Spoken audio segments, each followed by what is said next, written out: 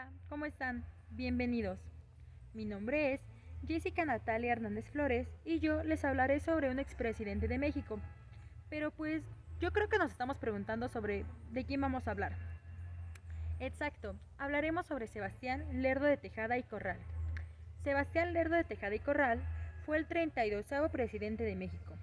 Fue un político y abogado mexicano que se desempeñó como presidente del 18 de julio de 1872 al 20 de noviembre de 1876. Antes de iniciar en cómo fue su carrera política, en cómo llegó a ser electo para la presidencia, cuáles fueron sus aportes durante su mandato, hay que conocer un poco sobre su vida, sobre quién fue su familia, dónde nació y principalmente cuáles fueron sus estudios, ya que gracias a estos logró ser presidente. Vamos a conocer un poco sobre la vida de Sebastián Lerdo de Tejada. Y con mi gente todo siempre marcha bien. Soy de Veracruz y 100% con orgullo mexicano. Sebastián Lerdo de Tejada era veracruzano. Nació el 24 de abril de 1823 en Jalapa, Veracruz. Fue hijo de don Juan Antonio Lerdo de Tejada y Matute y de doña Concepción Corral y Bustillos. A pesar de que tenía varios hermanos, hubo uno que sobresalió mucho, Miguel Lerdo de Tejada, ya que al igual que Sebastián, fue un político liberal. Ahora pasemos un poco sobre sus estudios. Sebastián Lerdo de Tejada estudió gramática con el sacerdote Francisco Ortiz de Loza y obtuvo una beca para estudiar en el Colegio Palafoxiano en Puebla. A pesar de que estaba a punto de recibirse como sacerdote, él decidió abandonarlo para continuar su formación en la Ciudad de México, en el Colegio de San Ildefonso, para estudiar jurisprudencia, es decir, abogado, graduándose en el año de 1851. Bueno, ya conocimos un poco sobre la vida personal de Sebastián Lerdo de Tejada. Ahora hay que conocer, pues, cómo inició su carrera política. Sebastián Lerdo de Tejada inicia su carrera política siendo el consejero de Benito Juárez, cuando éste gobernaba México. Fue fiscal de la Suprema Corte de Justicia y ministro de Relaciones Exteriores durante el gobierno de Ignacio Comonfort. Se desempeñó como rector del Colegio de San Ildefonso. Sin embargo, más tarde ingresó como diputado al Congreso de la Unión en 1873. No hay que olvidar que Sebastián Lerdo de Tejada era un hombre liberal y nacionalista. A partir de 1863, acompañó a Benito Juárez durante su peregrinaje por el norte de México, durante la intervención francesa. Recordemos que la intervención francesa se da de 1863 a 1867. En 1863 fue ministro de Justicia y de 1863 a 1868 y de 1868 a 1870 fue ministro de Relaciones Exteriores durante el gobierno de Benito Juárez.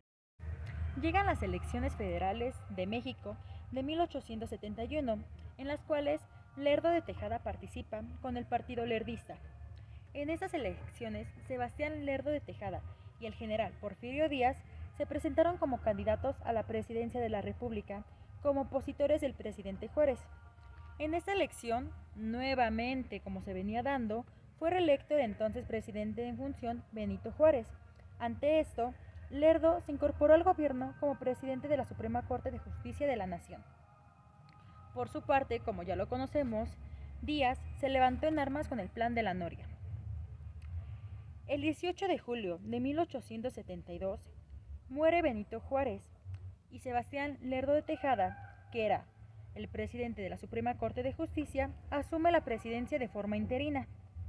Ante todo esto, es necesario unas nuevas elecciones y entonces se convocan las elecciones federales extraordinarias en octubre para la presidencia mexicana. De nuevo, tenemos como candidato electo a Sebastián Lerdo de Tejada y Corral y a Porfirio Díaz.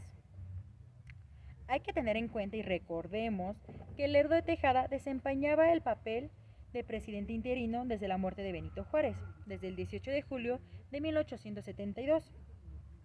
En las elecciones extraordinarias de 1872, Sebastián Lerdo de Tejada, con 92.32% de los votos, derrota a Porfirio Díaz. Él solamente contaba con el 5.86% de los votos. Así, de esta forma, el 1 de diciembre de 1872, Lerdo de Tejada asumió la presidencia de forma oficial para el periodo de 1872 a 1876, los 4 años que se nos marcaba en la Constitución de ese entonces. Ya vimos cómo Sebastián Lerdo de Tejada llega a asumir la presidencia de México. Ahora hay que conocer qué hace durante su presidencia. En su mandato, avanzó en la pacificación del país, ya que México se encontraba desangrado por las constantes guerras y los levantamientos de armas, ya que todo esto se venía arrastrando desde la consumación de independencia de 1821. De igual forma, enfrentó a Manuel Lozada, mejor conocido como el Tigre de Alica, quien se había levantado en armas en Tepic, exigiendo una reforma agraria en beneficio de los campesinos. Manuel Lozada fue derrotado en marzo de 1873. Lerdo de Tejada continuó el proceso de cambio iniciando en las leyes de reforma de Juárez, cuya aplicación se había visto interrumpida por la intervención francesa. Como nuevo presidente, el 23 de septiembre de 1873, elevó estas leyes a la categoría de constitucionales. En consecuencia, hubo la expulsión de los jesuitas y de las Hermanas de la Caridad. Por otra parte, reintegró la Cámara de Senadores para hacer un contrapeso con la Cámara de Diputados. Inauguró el ferrocarril de México a Veracruz y buscó la eliminación de los cacicazgos y de la integración del país. Se fomentó la industria con el concurso del capital extranjero. Este fue principalmente de Francia y del Reino Unido, tratando de evitar el capital extranjero que provenía de Estados Unidos. Sebastián Lerdo de Tejada y Corral ya se encontraba a finales de su periodo presidencial. Ante esto, pues tuvo una idea. Inició una campaña de propaganda para buscar una reelección, igual que Benito Juárez, lo cual produjo un disgusto y no fue bien visto en todo el país. En 1876 intentó hacer modificaciones legales para permitir su reelección, como ya lo dije, igual que Benito Juárez.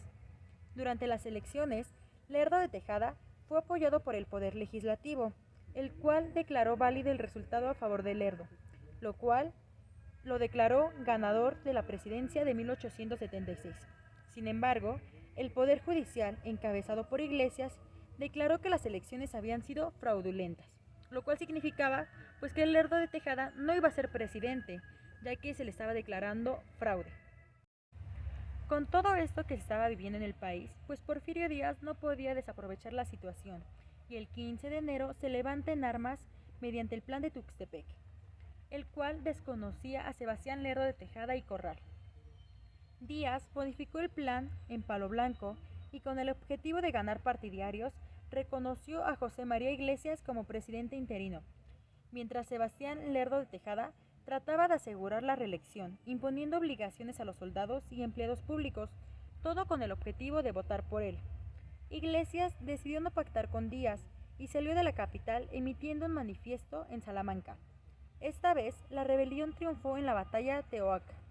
Lerdo se vio en la necesidad de renunciar y entregó el poder a Potasio Tecl y abandonó el país en enero de 1877.